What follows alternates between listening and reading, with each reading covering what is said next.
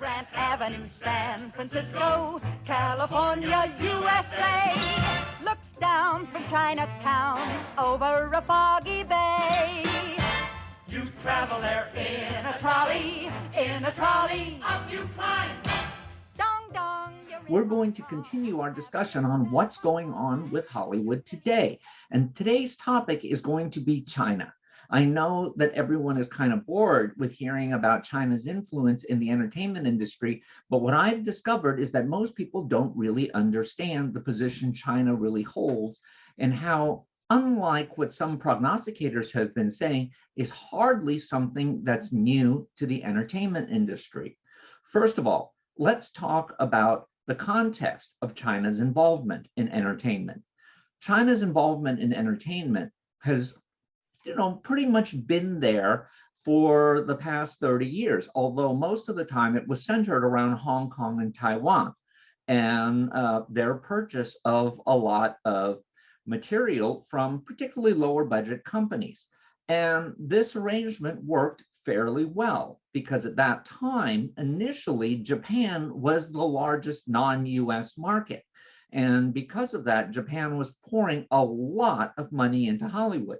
In fact, most low-budget films would recoup half or more in certain instances of their budget coming just from Japan. Now, in that context, as China began to grow as a world power and it began to have a lot more investment capital, that money, of course, would find its way into Hollywood, because what is more American than movies, and what is something that people worldwide enjoy? That is the American style of production, particularly that was practiced from about the early part of the 20th century through, I would say, the late 90s going into the early 2000s. Because during that period, there was a general focus on the US market being the most important, and that the rest of the world was secondary. Therefore, most of the pictures were highly geared toward American entertainment tastes, which included a lot of rugged individualism, included very Horatio Alger type stories, particularly those featuring females in the lead, and a lot of very, very expensive spectacle. Now, one of the reasons American production was so popular worldwide is that other countries could not afford the bling of American productions.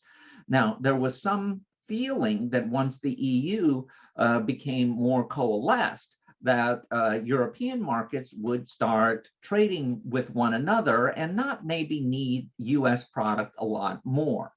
In fact, this was a major concern in the late 80s and early 90s among many independent producers whose work, let's face it, was the kind of productions that could work throughout Europe. But there was a problem. Even though World War II, for most people around today, is but a dim memory or something their parents or grandparents went through, those feelings still exist between countries. For example, in France, it is very unlikely that you would find a market for Stuttgart PD or something like that, and vice versa. The European countries outside of co-ventures that were made with each other and therefore guaranteed distribution within their territories often remain monocultural. They would stay within their borders. And certain genres had an exception, most assuredly horror. So it was natural for China to be interested in that. Now, remember that China's big influence in the United States also started happening around the same time that streaming began to get prominence. And the best analog for that in the past was the rise of home video, because the rise of home video suddenly interested international marketplaces more than ever, with the notion of being able to get a lot more American product that was very cheap for this new burgeoning technology. And so the rise of China as a world global power and the rise of Netflix as a one-stop shop for almost all movies and television series seemed to make a lot of sense. It meant that there was enormous potential for money to be made well into the future.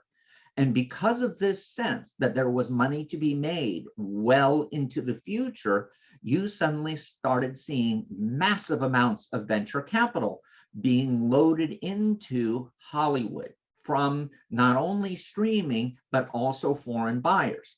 Now let's look at China's population. China's population right now is over 1.5 billion people. Their middle class, while perhaps not as large a percentage of their population as the West, still accounts for roughly 750 million people.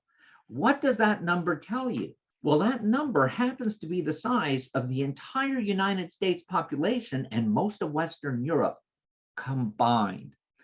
So it made sense for a lot of corporations, not only in entertainment, but in other venues, to look at the Chinese market as perhaps being something that should be considered their primary market, not a secondary any longer, and that the West could go F itself. Now, the reason I'm putting it in that blunt term is because that's exactly how a lot of corporate boards talked about it. Now, what was the result of that in the case of the United States? Well, in the United States, if you could look at China as being your primary market and you had a totalitarian top-down business structure there and governmental structure there, well, certainly that means that they're going to be, or at least this is what Hollywood thought, receptive to that type of content. Moreover, there's a lot of people in Hollywood who tend to view themselves as being part of the far left, being part of the rebellious class, not being part of mainstream American culture, but somehow being rebels. The fact that these self-same people are bazillionaires who live in huge mansions tend to treat their employees very shabbily. QV, Ellen DeGeneres, Alec Baldwin, and a whole host of almost every big name you could possibly think of. We recognize how laughable that idea is, that these are a bunch of rebels who care about the poor and the downtrodden and the minorities. They really don't, except as a way of doing publicity releases, meaning that they don't have to do things in real life. In fact, let's talk about a notorious example of this that pre-existed this present discussion by decades. And that is, there was once a very, very popular singer who said that she would devote an incredible amount of money to USC in the hopes of helping her son get into the film school.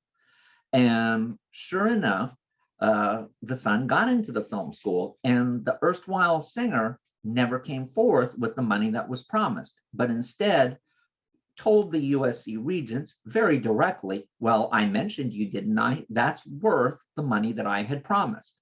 So we see that that's exactly how a lot of this thinking goes. So imagine if you're now given an opportunity to think that it no longer matters how much you are spending, who you are hiring, or whether or not America even cares about the content that you are making. What does that tell you? It means that you can hire your friends, you can make any kind of cockamamie thing with no concern for budget, QV the movie Mank, costing well over $50 million and having basically zero audience. And with no care about the US market, that meant it was very easy to go on tirades against the American population. And that is exactly what Hollywood has been doing. Note that when the Star Wars movies, and we know that Disney in particular had a lot of money coming in from China as part of their investment package. In fact, Bob Iger, the just left CEO of Disney, spent a lot of time planning on being the new ambassador to China. So it leads you to suspect that he had a lot of concern with making China happy and not necessarily making his domestic audience happy. Therefore, it was allowed to make a movie like the Star Wars sequels. They were allowed to continue with now dismantling a lot of the goodwill that had been brought up by Marvel through Avengers Endgame, and start making movies that would again be attacking of American culture. And when there was pushback, the answer was that the American audience was a bunch of racists and bigots, and therefore not worthy of people's attention. We all know what has been happening recently. Now, here's the problem with all of this. This was all predicated on the thought that streaming would be eternally growing.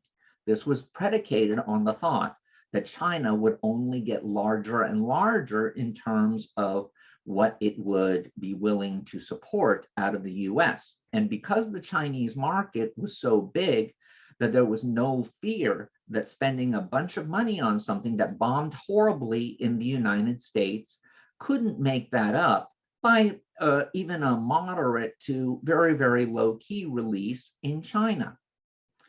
This was a fatal mistake in thinking through your financial future. Why am I saying this?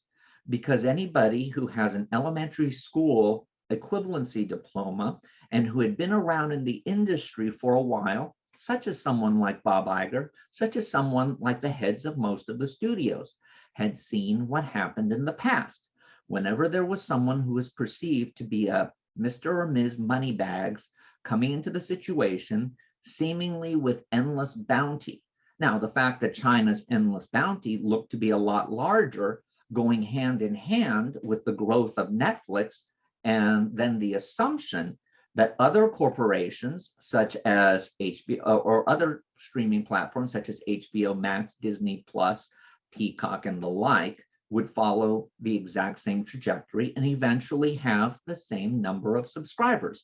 So it looked like an eternal influx of cash forever without any responsibility toward the American audience or toward making a sensible fiscal decision went out the window. And sure enough, you started having very, very bad content being made, at least in terms of what the American market would accept. But again, there was no concern because so much money was coming in from China in particular, because trust me, China is heavily involved in all the streaming services as well. So we might as well lump those all together. In the past, when this had happened with Japan, there had even been theories that there was such a thing as making a movie for a certain amount of money that it was then impossible not to make a profit. And it didn't matter what your content was, as long as you had the right star, the right budget, and you could release it in a massive way. Well, the truth was that was reliant on sub-distributors. And those sub-distributors would pay advances, which in turn would be part of the minimum guarantee from the territory as a whole, which in turn would be used to fund the films. And the assumption was that the public wouldn't care as long as the title was new and in a brand new package. When a technology is in fact brand new, this is in fact true because people are excited about the new technology. Just like when home video first came out, people were willing to spend the equivalent of nearly $300 for a video copy, not necessarily in good quality, of a brand new movie. So that was, and it didn't matter how big that title was, hence the incredible success of Eddie and the Cruisers. Not a bad film, but certainly one, although a pioneer in home video, is hardly a movie that we look at today as having been enormously important in the history of film as an art, although it was foundational in switching the order of windows. Because of Eddie and the Cruisers, home video became more important than pay cable. So it is an important film. Now, what was the problem with this line of thinking? Well, one of the problems with this line of thinking was what would happen if people started going to the video stores and started seeing all of these new titles with the same cheap graphics at the front, usually featuring a big flame in the background, a guy holding a very, very impressive weapon, and a woman, usually scantily dressed, often blowing smoke off smoking the barrel of a smoking gun, and saying, "I don't want to rent that. I've seen this, 20 times in the past 2 months." And all of a sudden, now you had stores that had tons of inventory that weren't moving, that people weren't renting, and definitely people weren't buying. What happened to those stores? Yes, they shut down. What happened after that? The minimum guarantees from Japan collapsed. Shall we say that between 1989 and 1991, the minimum guarantees for your average low to mid-budget film that was coming out as a direct-to-video title dropped from covering 50% of the budget to less than 10%. Now, what happened to all of the companies that had been based on this model? Because remember, Japan was the #1 market, but it was also representative of all the submarkets. Guess what? They collapsed as well. So all of a sudden, you had a cataclysmic collapse across the boards. Now let's go to China. What happened in China during the pandemic era? And of course, it's blamed on the pandemic, but it has nothing to do with the pandemic. Actually, it has everything to do with the content. Shall we say, and this was Disney, making a movie like Mulan with the Chinese government's cooperation. Trust me, what happened with Mulan was not that the movie just unfortunately turned out bad. No, Asians tend to be very, very canny in business. They will let you think that you're smarter than they are. They will let you believe that they're not paying attention to the pennies. The truth is, they're not only paying attention to the pennies, they're paying attention to the fact that every one of those pennies better be shiny, and every one of those pennies that gets spent had better have at least 5 cents coming back. They will allow you to pretend that along with them, that they are going to be open and gregarious. But as soon as it's proven that you have taken advantage, they can shut you down in a way that you never saw coming and can be quite cataclysmic, which is what Bob Iger discovered the hard way. Now, how can we explain what happened with China and with Mulan in particular? Trust me, the fact that Mulan was shot right by where the Uyghurs were being treated very badly by China was not a coincidence. That was done deliberately. China wanted to see just how stupid Bob Iger would be. And Bob Iger, by thanking China for that particular location, showed exactly who was really in charge. It wasn't the American, it was the Chinese. And the American would do anything to keep the Chinese money flowing. That is called the moment when an Asian will suddenly snap the trap on you. So what did Bob Iger discover? He discovered that all of a sudden, the money that was free flowing into Disney's coffers, the thought of all of their future co-ventures was cut off. And Mulan in particular was a very ingenious ploy. Why was Mulan an ingenious ploy? Mulan was an ingenious ploy because that's a Chinese legend. Yet it was filmed, even though it was shot in China, even though it featured certain performers who were Chinese, even though it featured some crew who was Chinese, was by and large a Western concoction that was not shot the way a Chinese movie should be shot. One would think, especially with the success that the Jackie Chan Cantonese, Hong Kong and Taiwan imports had been in the United States, that somebody at Disney would have learned exactly how Chinese movies are supposed to look. One of the key ingredients on Eastern cinema is that the visuals have a right to left orientation rather than left to right. Westerners tend to believe that the whole world sees exactly the way they do. This is not true. In fact, in many Asian cultures, the right to left style of composition is the norm. So when you have a movie featuring Chinese performers and made for their market, but still shot incorrectly, you have a disconnect. Let me give you an American analog. Way back in the 1990s, there was a very successful group of annual productions called Movies of the Week. Networks made a lot of money on these for decades. Well, all of a sudden, Canada seemed like a great place to shoot these because of production incentives and all of that. The problem was that the Canadian crews had to be Canadian, i.e., trained in Canadian style filmmaking. Canadian style filmmaking is very based on European style, a lot more medium shots, a lot more of you discovering what's in the image rather than having it very, very cutty the way American productions are. It's not only an artistic difference, it's a financial one. You specialize in longer takes simply because it doesn't take as much film, which used to be a major cost. Moreover, the color aesthetic is very different. American productions tend to have very extreme color palettes that tend to be rather bright. European films, on the other hand, tend to be more downplayed, heavily focused on the browns and the more somber tones. So when you started using a Canadian crew, certainly they were told this is how we do it in the US. But just because you're told how to do something doesn't mean you feel it. And as you know, in artistry, a lot of your ability to create great art is that you feel it much more than you intellectualize it.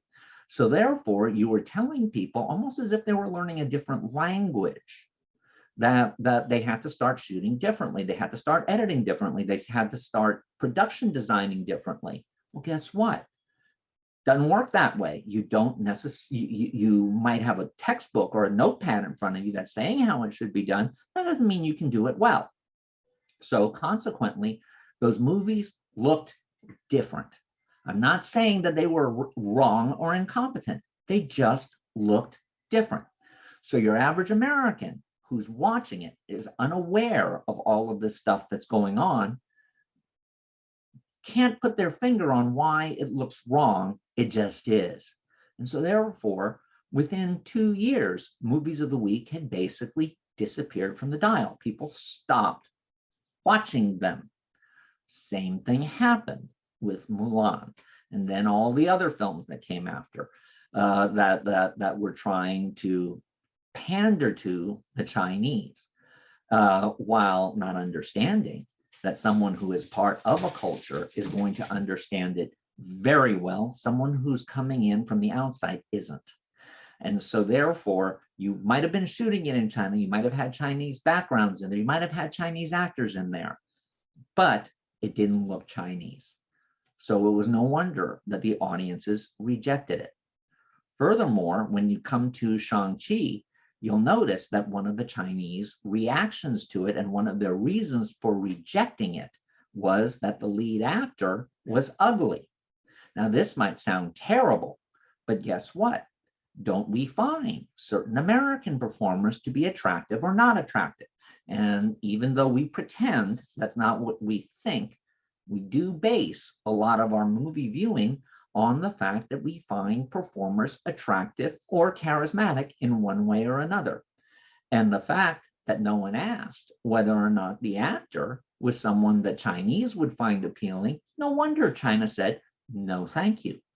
Now, I'm not saying Shang-Chi is a bad movie. In fact, I think Shang-Chi actually is pretty good. But even as I watched it, even though I'm Japanese, I'm looking at it and I'm saying it's not right. It's an American movie. It's quite good for an American movie. It's, you know, like Flower Drum Song. Wrong, but still enjoyable. So therefore, you had a problem with that movie and an excuse for China to say, we're not releasing it. Note I said an excuse, because that is how Asians do it. They'll start coming up with reasons to say no. They'll never say no. They'll say yes, but it'll always be a yes, but. And the yes, buts have now descended to the point where China has basically said, we don't need Western movies any longer. Our own industry is quite robust. Note that under international box office claims that you have Chinese movies that are at the top of the international box office. Is this because Chinese movies are being released around the world and are having a huge following?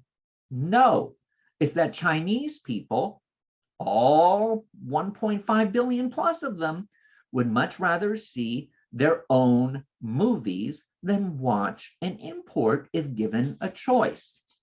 Well, now that China has figured out that the United States is not going to even make an attempt to try to do a Chinese movie, right? Why would they bother? Yeah, they'll still invest in Hollywood if they choose to, but they've gotten Hollywood on the hook to now where Hollywood owes them a lot of money. And at a certain point, China's going to start saying to Hollywood, give us our money back. And there's a lot of people in Hollywood who have no idea how they're going to do that because they haven't been making movies that work in the United States because they didn't think they had to.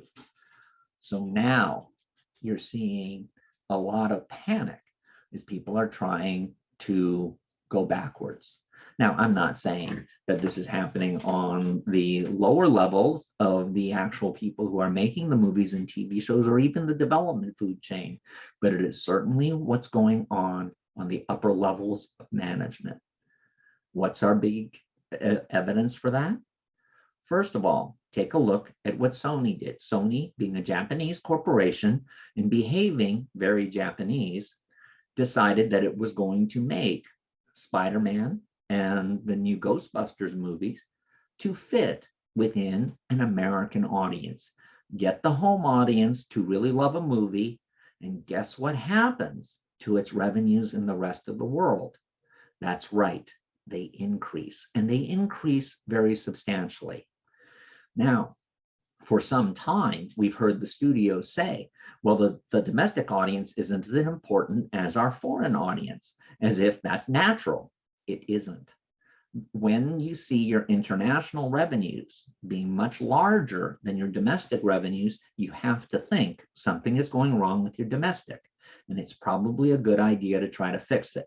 Hollywood didn't. They just said this is the way things are. In the same way network television said, getting a 1.75 and renewing a show is just the way things are until you have a show that gets a 20 and gets a 20 on a consistent basis. Admittedly, this was 20 years ago, but the situation was a 5 being the norm. And all of a sudden, American Idol started getting 20s. That proved that the low numbers that the networks and the ad agencies behind them were accepting weren't really the limit. They just had the wrong show. And the same thing is happening in Hollywood. And Sony picked up on that. You know who else picked up on that? AT&T. AT&T, which had spent $85 billion acquiring Warner Brothers, couldn't get rid of it fast enough, to the point where they took a $45 billion write-down in order for Discovery to merge with the Warner assets. Now, that merge, yes, supposedly AT&T will benefit greatly if it's hugely profitable. The truth is AT&T needed to get Warner Brothers off of its books fast and was willing to say, we are willing to take a 45 billion hit to stop the hemorrhaging that this company full of idiots is giving us. And why is Discovery the right company? Discovery is from the world of cable. And haven't we all been told that cable is dead, that traditional broadcast is dead? Then why is it that Discovery's revenues jumped during the time from the early 2000s to the present? Actually much shorter than that, but I don't have the exact numbers in it. But they basically went from $2 billion to over $20 billion in revenues because they served the United States population. So what this means is that they're going to force Warner Brothers to look at its assets. not through the prism of China's going to give us so much money that we're just going to make things like Birds of Prey any old way we want, or do our next launch of another Batman movie any old way we want, or we're going to do another TV series like Batwoman or Supergirl any old way we want, isn't going to fly. You know that we've already seen that Discovery has let it be known that CNN had better clean up its act. And trust me, one of the reasons the scandals from CNN are coming out fast and furious, not an accident. It is Discovery saying, we want to play this game, we're going to give everybody a reason why we're about to burn through that company and get rid of all of these high-paid executives who didn't think they had to worry about cash coming in. Well, now they do. So we might look at it and say, well, it's a news organization. Isn't this scary? Isn't this network come to life? Well, network came to life, the movie network came to life many years ago. So no, it's not at all. The beauty of what's happening right now is we're seeing karma hit the entertainment industry. China has pulled out. So that means that those billions that Hollywood was salivating for aren't going to be there. That also means the billions that Netflix was anticipating were going to come flowing in to pick up the shortfalls of their loss of US subscribers, and their very disappointing European results aren't going to come in either. So that means these companies are going to have to tighten their belts, think about the US market as their primary. Why is this fantastic news? It's fantastic news because it means that, once again, you will have Hollywood trying to make movies that appeal to a domestic audience, even those hated people in flyover country. Why is that great for people who are entering the business right now? Because people who are entering the business right now actually love movies. They actually love TV shows. They actually love telling stories. They're actually willing to come out with their own versions of things. We are reliving the end of the 60s and the beginning of the 70s again. Remember that during that era, you had the Steven Spielbergs, the George Lucases, the Francis Ford Coppolas, the Martin Scorseses. All of these people were in film school and were doing very, very well with lower budget things that were appealing to a youthful audience, because that's where this stuff always begins. And when I was in film school, Jaws was, 6 years old. Star Wars was 4 years old. So these young Turks were, quite honestly, people that we could look at as being, if not maybe an older brother, certainly an older or sister, certainly a cousin or someone who's older within our own generations. So it looked possible.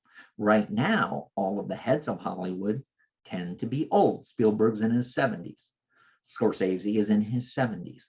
Who are the new filmmakers who are in their 20s, who have had the kind of success that Spielberg and Lucas had in their 20s and Francis Ford Coppola had in his early 30s? I can't think of many. So this is where the door is open. And this is where the collapse of China is actually some pretty darn good news. Swanee, how I love you, how I love you. I started this heat wave.